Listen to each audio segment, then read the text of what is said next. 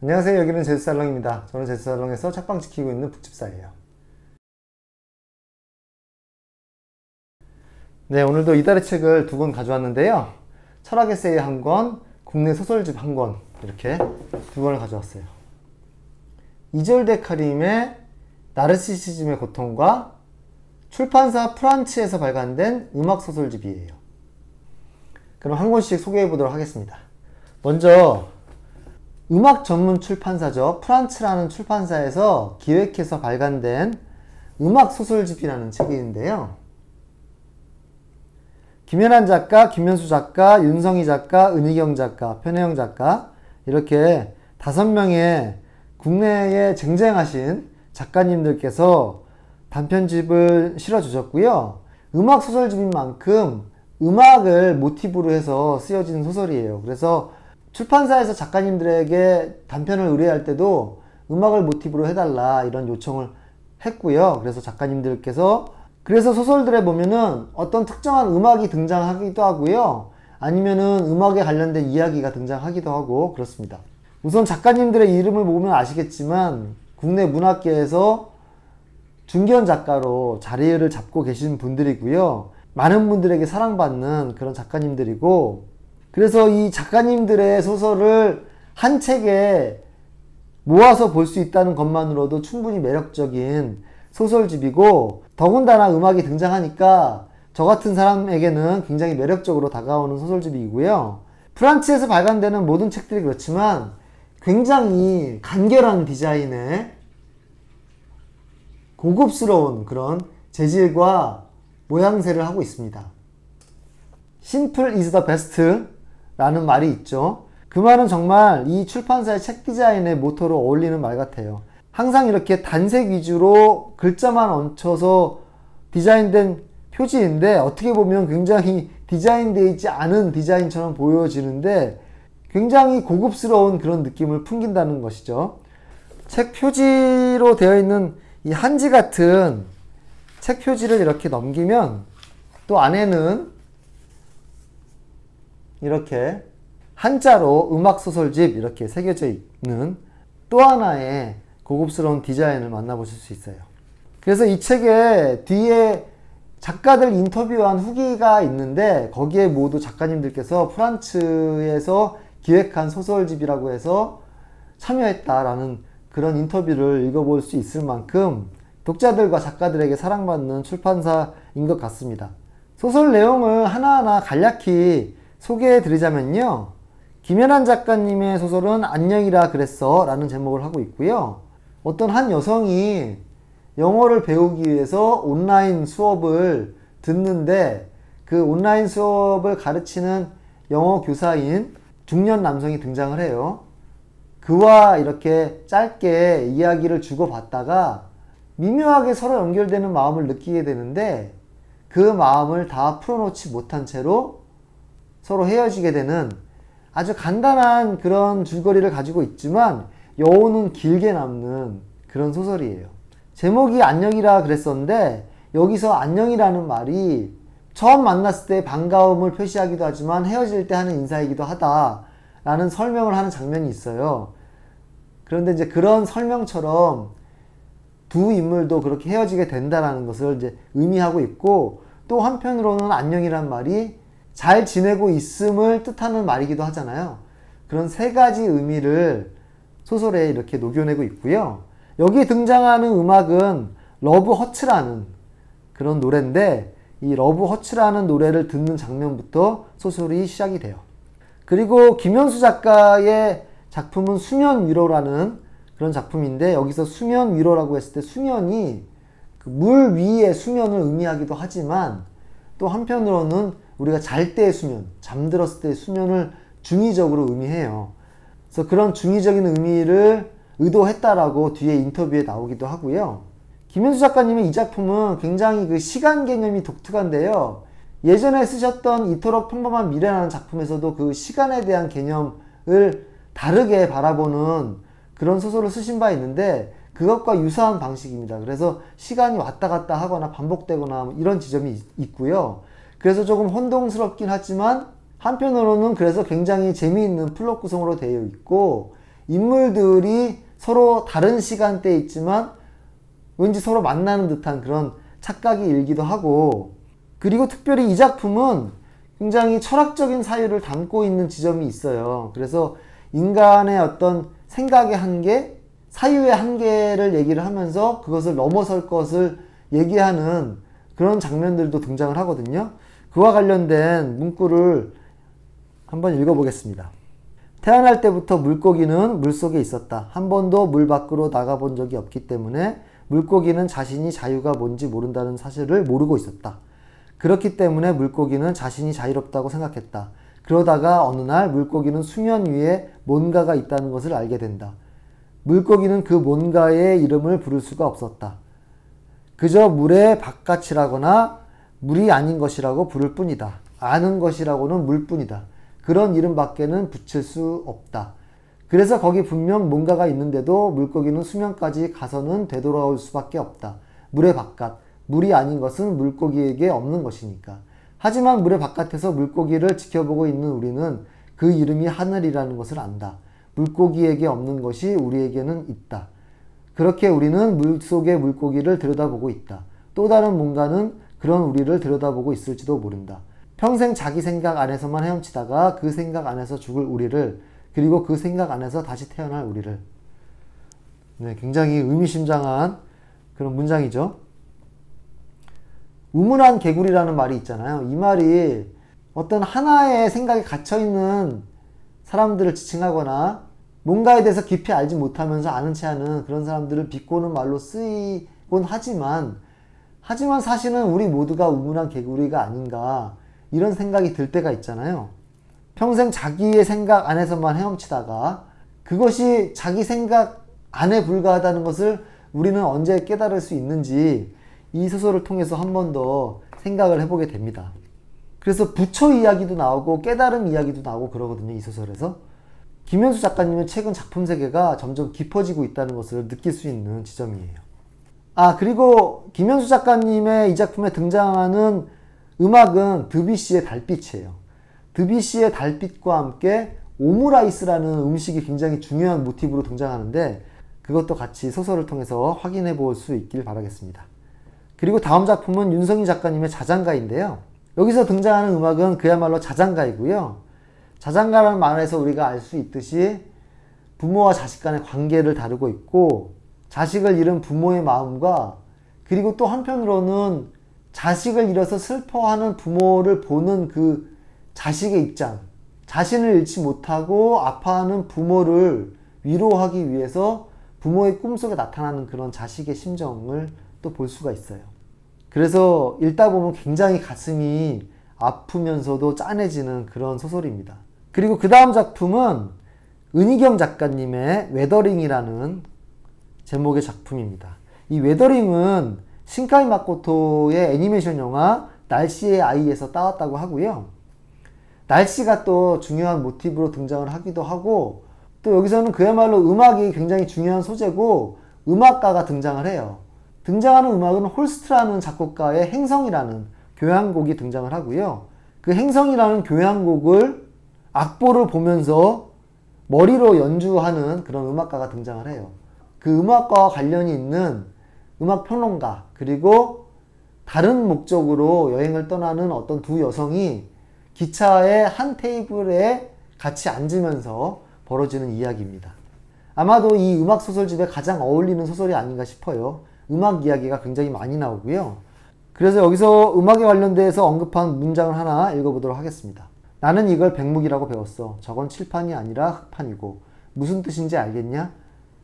음악교사가 결국 손가락 사이에 끼고 있던 분필을 부러뜨린 순간 교시라는 숨소리 하나 들리지 않았다. 언어도 마찬가지야. 사용할 당시에만 맞는 말이고 결국은 변하게 돼 있어. 맞았던 답이 틀려지는 거지. 명심해라. 세상에 변하지 않는 건 음악뿐이야. 네, 세상에 변하지 않는 건 음악뿐이야라는 말이 굉장히 크게 울리네요. 그리고 그 다음 소설은 편혜영 작가님의 초록 스웨터라는 제목의 소설인데요. 이 소설도 부모 자식 간의 이야기를 담고 있는데, 아까 윤성희 작가님의 자장가와는 반대로 부모가 먼저 떠나고 남겨진 자식의 이야기예요. 그리고 그 남겨진 자식의 어머니의 친구들, 이모라고 등장을 하는데 그 친구들과 그 자식의 이야기를 담고 있습니다. 여기서도 어떤 특정한 음악이 등장을 하지는 않고요. 대신 이 자식과 어머니를 이어주는 그런 중요한 소재로 어머니가 친구들하고 노래방 가서 노래 불렀을 때 그 노래를 담았던 카세트 테이프를 이모들이 자식에게 전해주거든요. 그런 상징적인 의미로 등장을 합니다. 그래서 부모와 자식을 이어주는 그런 매개로 등장을 하고, 여기에 등장하는 제목인 초록 스웨터도 그런 의미로 등장을 해요.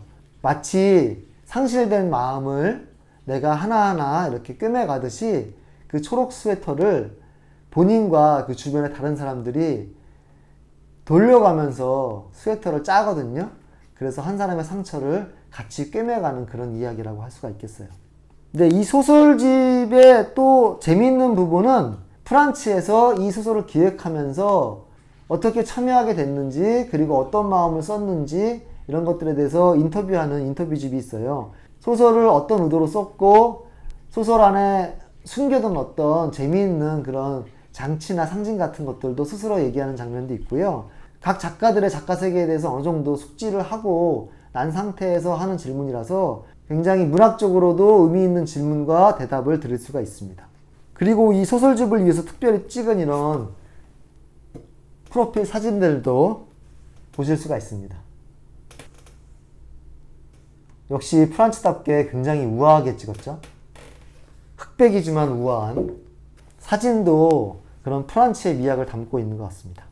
소설을 좋아하시는 분이라면, 음악을 사랑하시는 분이라면 꼭 한번 읽어보시기를 추천을 드려요. 자, 이제 두 번째 책을 소개해 드리도록 하겠습니다. 이졸데 카림의 나르시시즘의 고통이에요. 제목도 그렇지만 표지도 굉장히 으스스합니다. 보시면 사람들 얼굴이 바글바글 모여있죠.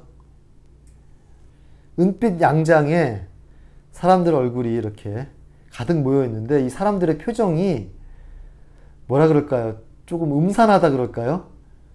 음흉하다 그럴까요? 그런 표정들을 하고 있어요. 정말로 나르시시즘의 고통을 잘 표현하고 있는 얼굴들이 아닌가.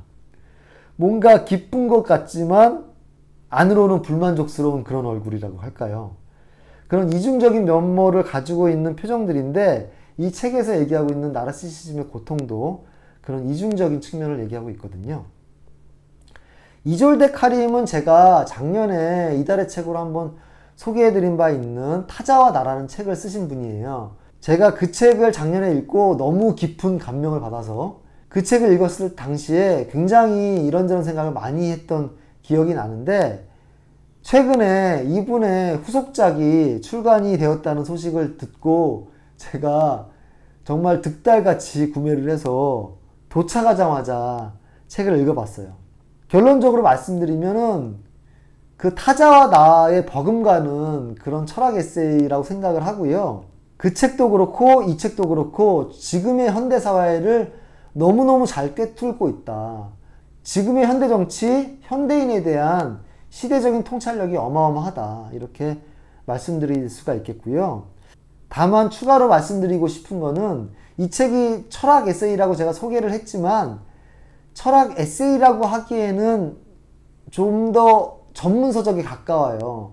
거의 논문 수준의 그런 전문성의 글쓰기를 담고 있거든요. 타자와 나도 조금 그런 면이 있었는데 이 책은 조금 더 심화된 그런 느낌입니다. 그래서 철학 전문서에 가까운 철학 에세이다. 그래서 좀 어려울 수 있다. 이런 부분을 먼저 말씀을 좀 드립니다. 그래서 책의 초반부나 후반부는 읽을만 한데 중반부에는 이제 다른 학자와 본인의 주장을 굉장히 분석적으로 서술하는 부분들이 있어요. 이 부분들이 좀 어려운데, 그래도 어려운 부분들을 이렇게 좀 넘겨가면서 읽어 내려가다 보면 책을 읽고 나서는 절대 후회하지 않을 그럴 책입니다. 이분의 이력에 대해서 간략히 소개해 드리자면요. 오스트리아 철학자이자 저널리스트고요. 빈과 베를린에서 철학을 공부했고 빈 대학에서 철학을 강의한 바 있습니다. 나와 타자들이란 책을 통해서 하노버 철학연구재단 철학도서상을 수상한 바 있고요. 이 책 나르시시즘의 고통은 필로소피쿰 레흐에서 수여하는 트락타투스상을 받았습니다. 그리고 오스트리아 국가상 문화저널리즘 부문을 수상한 바 있습니다. 말씀드렸듯이 이 책이 제가 너무 통찰력에 감복을 한 나머지 엄청나게 줄을 그으면서 읽었어요. 줄을 거의 안 치는 부분보다 치는 부분이 많게 그런 식으로 읽게 되더라고요. 그래서 좀 어려운 책인 만큼 제가 어떻게 이거를 설명을 드려야 되나 좀 난감했었는데, 그래도 최대한 간략하게 핵심만 말씀드려보자면, 제가 지금의 현대사회에 대해서 문제점으로 얘기할 때 항상 뽑는 두 가지 단어가 있어요. 첫 번째로는 혐오라는 단어고, 두 번째로는 나르시시즘이라는 단어입니다.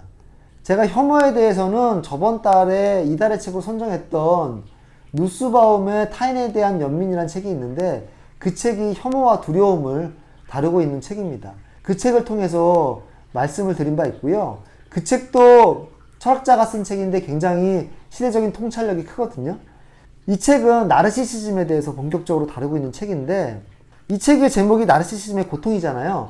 나르시시즘이 왜 고통인가 라고 했을 때, 나르시시즘이라는 어떤 그런 단어가 내가 나를 굉장히 적극적으로 드러내고 자기중심적이고, 그리고 우리가 흔히 상상하는 이미지인 거울에 비친 나, 호수에 비친 나를 보면서 그 호수에 빠져드는 나르키소스라는 그 요정으로부터 나온 말이잖아요. 나르시시즘이. 그래서 그런 이미지가 연상이 되고, 그런 심리적인, 그런 자의식 과잉, 자기를 너무너무 사랑하는 그런 감정이나 심리일 텐데, 나르시시즘이 이것이 왜 고통스러우냐라고 했을 때, 자기가 자신의 이상향을 세워서 그 이상향을 달성하려고 굉장히 스스로를 채찍질하는 가운데 결국에는 그 이상향에 도달하지 못한 그런 불만족과 실패감으로 인해서 고통에 빠지게 된다는 것이에요. 그래서 우리는 내가 도달하고자 하는 나, 내가 사랑하는 이상적인 나의 모습에 절대 도달할 수 없음으로 인해서 그 고통의 쳇바퀴 안에 갇히게 된다는 것이죠. 그래서 그런 고통의 쳇바퀴, 고통의 원한 안에 갇혀있는 사람들의 얼굴이라고 할 수 있겠어요. 이 표지에 나오는 얼굴들이. 그리고 또 한편으로는 이 책에서 작가가 나르키소스의 그림을 그린 명화의 예를 들고 있기도 한데요. 그 중에서 특히 카라바조라는 화가가 그린 그림이 있거든요. 그 그림이 아마 나르키소스에 관한 그림 중에 가장 유명할 텐데, 그 그림을 보면 이렇게 나르키소스가 손을 짚고 호수에 비친 자기를 내려다보는 그림인데, 그 호수에 비친 자기와 수면 위에 나가 이렇게 동그란 원으로 이렇게 그려져 있는 구도거든요. 그래서 그 구도가 원의 구도를 하고 있다는 것 때문에 이것이 이상적인 자아와 실제의 나 사이에 서로 도달할 수 없는 그런 쳇바퀴, 원한을 상징하고 있다라는 측면에서 그 그림을 굉장히 상징적인 그림으로 이 책에서 예를 들고 있고, 작가는 카라바조라는 화가가 아마도 그런 심리적인 원한 구조를 그런 원의 구성으로 그림을 그렸지 않았을까라고 추측하기도 합니다. 실제 작가의 의도는 알 수가 없는 것이지만 말이 되는 해석이라고 할 수가 있겠고요. 그리고 이 책과 관련해서 얘기해 볼 수 있는 책이 예전에 한병철 교수님이 출간하신 피로사회라는 책이 있어요. 한병철 교수님이 그 책으로 굉장히 유명해지셨고 스타가 되기도 했었는데, 그 피로사회에서 하는 말이 자본주의의 착취 구조가 더 이상 폭력적이고 억압적인 방식으로 드러나는 것이 아니라 더 높은 성과를 위해서 자기 스스로를 채찍질하는 자기 착취로 드러난다.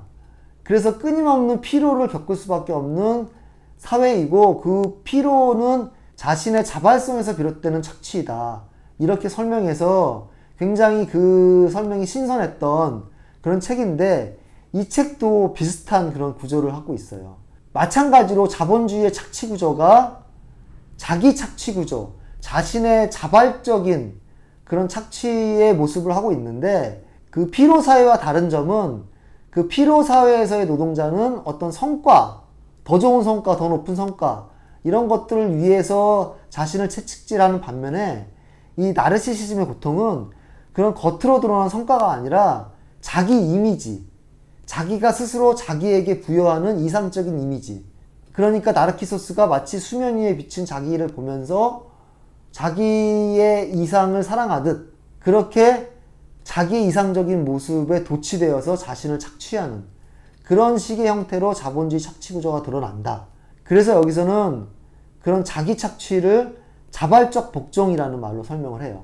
그래서 내가 추구하는 나의 이상에 대해서 내가 자발적으로 복종하는.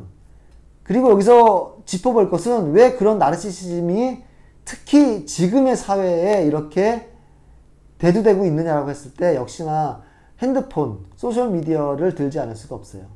그러니까 나르키소스가 호수의 수면 위에 비친 자기를 바라봤다면 그 호수의 수면에 해당하는 것이 디지털 세계, 소셜미디어, SNS라고 할 수가 있겠죠. 그래서 지금은 그런 소셜미디어, SNS에 자기 자신을 전시하는 시대인데 그렇게 전시된 자기 자신의 모습이 실제의 나가 아닌 내가 바라는 이상적인 나, 내가 되고 싶은 나의 모습, 그런 이미지를 우리가 전시하잖아요.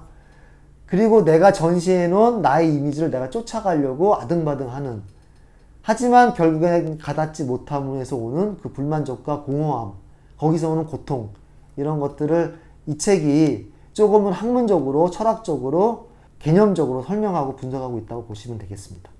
그와 관련돼서 그런 핵심들을 읽어낼 수 있는 문장들을 몇 가지 읽어보도록 하겠습니다. 그것은 순환 고리이기 때문이다. 권위를 인정하고 그 부름을 따르는 것, 즉 복종하는 행위는 우리를 변화시킨다. 그것은 우리를 특정한 정체성을 가진 행동할 수 있는 주체로 만든다. 즉 복종은 우리를 행동하는 자로 만든다. 복종하려면 누군가가 되어야만 한다. 그리고 특정한 누군가가 되려면 복종해야만 한다.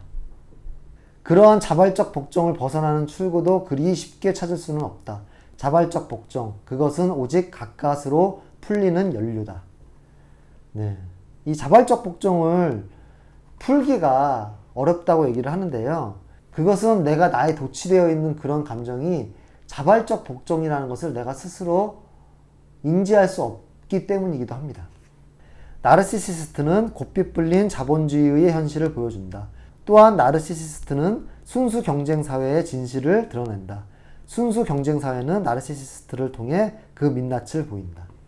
이제 나르시시즘이 지배적이라면, 어디서나 나르시시즘적 조건들이 주어진다면 사람들이 나르시시스트여도 되고 나르시시스트이기를 원하고 나르시시스트가 되어야 마땅하고 나르시시스트가 되어야만 한다면 어떻게 여전히 사회라는 것을 생각할 수 있을까? 어떻게 사회적 관계들을 생각할 수 있을까?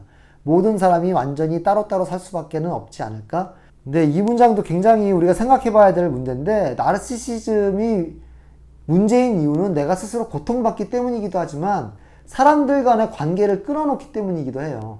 나르시시즘이라는 것은 쉽게 말하면 굉장히 강력한 자기중심적인 생각이자 심리인데, 자기중심적으로만 생각하고 자기중심적으로만 느끼게 되면 다른 사람의 어떤 고통이나 다른 사람들의 입장을 배려하거나 공감할 수 없게 되고, 자기중심적인 인간들끼리 만나서는 서로를 생각하는 마음이 생겨나기가 어렵다는 것이죠.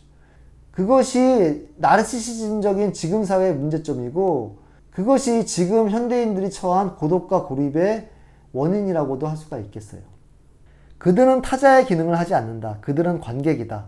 박수갈채 속에서 그들은 나의 관객이, 나의 거울이 된다. 나르시시즘적 인간관계는 거울관계다. 근데 이 문장도 한번 생각을 해봐야 되는 문장인데요. 이 관객이라는 말, 저는 이제 관객이라는 말, 방청객이라는 말을 예전부터 저도 많이 썼었는데, 대화를 할 때 서로 각자가 주체로서 서로의 얘기를 듣고 거기에 대해서 내 생각을 얘기하고 이런 식의 교환하는 방식의 대화가 아니고, 요즘의 대화는 각자 자기 할 얘기를 그냥 하는, 그래서 이게 대화인가 그냥 각자 말하기 하는 거 아닌가 이런 생각이 들 때가 많은데, 이게 왜 그러냐면 대화를 할 때 상대방을 대화하는 주체로 내가 생각하지 않고 그냥 단지 내 말을 들어주는 사람, 그러니까 관객으로만 생각한다는 것이죠. 여기서 상대를 관객으로 생각한다는 것은 상대가 말할 수 있는 주체로 생각하지 않는다는 것이에요. 우리가 TV를 볼 때 시청자는 TV에게 말을 못 하잖아요. 연극할 때 관객은 배우에게 말을 걸 수 없잖아요. 그런 것처럼 그때 관객은 그냥 듣기만 하는 존재고, 상대를 듣기만 하는 사람으로 내가 생각하면서 말한다는 거예요. 그래서 심지어 여기서는 타자의 기능을 하지 않는다. 그것은 거울이다 라고 얘기를 하는 것이에요. 심지어 사람이 아닌 그냥 거울, 나의 모습을 비춰주는 거울일 뿐이다. 그런 의미에서 관객이다라고 얘기하는 것이고, 이것은 지금의 현대인들의 대화 방식을 통찰하는 아주 날카로운 그런 주장이 아닌가 싶어요. 한번 되새길 필요가 있는 그런 말이 아닌가 생각합니다. 성공이란 늘 나르시시즘적 고통이기도 하다. 성공이 없는 곳에서는 그 부재가 우리를 고통스럽게 한다. 그러나 성공이 있는 곳에서도 성공은 우리를 고통스럽게 한다. 왜냐하면 성공에는 항상 부족함이 들러붙어 있기 때문이다. 요컨대 성공은 늘 불충분한 만족에 그친다. 마지막 문장이 굉장히 이 책의 전체 내용을 상징하는 그런 문장이 아닌가 싶습니다. 우리는 아무리 노력해도 불충분한 만족, 즉 불만족에 갇힐 수밖에 없다는 것이에요. 내가 나를 이상적인 모습으로 이미지화하고 그런 이미지만을 사랑할 때 그 이미지에 나는 도달할 수가 없는 것이거든요. 심지어 도달한다 하더라도 아주 순간에 그치죠. 일상은 그 이미지에 도달하는데 실패하는 과정의 연속일 뿐이에요. 그래서 나르시시즘은 정확하게 말하면 자기 자신을 사랑하는 것이 아니에요. 자기 자신이 아닌 이상적인 자아를 사랑하는 것이고, 그 이상적인 자아는 내가 아닌 것이죠. 그래서 그 이상적인 자아의 모습을 하고 있지 못한 지금의 나는 내가 사랑할 수가 없는 것입니다. 그래서 나르시시즘은 어떻게 보면 나를 사랑하지 못하게 하는 그런 심리 기제라고 할 수가 있겠어요. 그리고 나르시시즘이 과해지면은 오히려 자기 혐오가 강해진다고 볼 수가 있어요. 그렇기 때문에 고통스러운 그런 감정이 아닌가 싶어요. 어렵지만 이 책을 꼭 한번 도전해 보시기를 추천을 드리고요. 그래서 이 책을 통해서 지금 현대사의 문제, 그리고 그 현대사회 안에서 내가 갖고 있는 어려움과 고통도 한 번쯤 돌아보시는 그런 기회로 삼는 것은 어떨까 생각해 봅니다. 네, 이렇게 오늘 두 책을 추천해 드렸는데요. 요즘 날씨가 너무 무더운데요. 무더위 조심하시고 건강에 유의하시길 바라겠습니다. 끝까지 시청해 주셔서 너무 감사드리고요. 저는 다음 달에 또 이달의 책으로 찾아뵙도록 하겠습니다. 감사합니다. 안녕히 계세요. 안녕, 감사합니다.